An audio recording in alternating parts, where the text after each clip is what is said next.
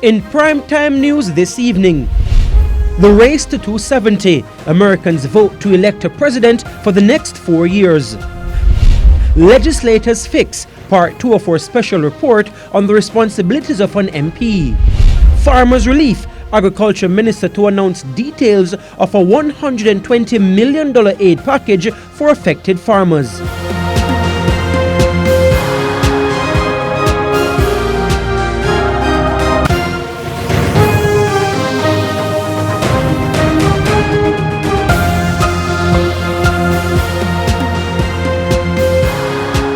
Good evening and welcome to Primetime News. We're live on air and also online at onespotmedia.com. I'm Herman Green. And I'm Janella Precious. Also this evening, the business day, Primetime Sports, sports commentary, E-Prime and weather. But before the break, the feedback question. Our feedback question this evening.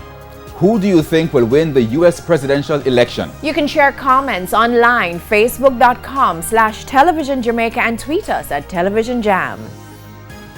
Please stay with us. Primetime News returns right after this break.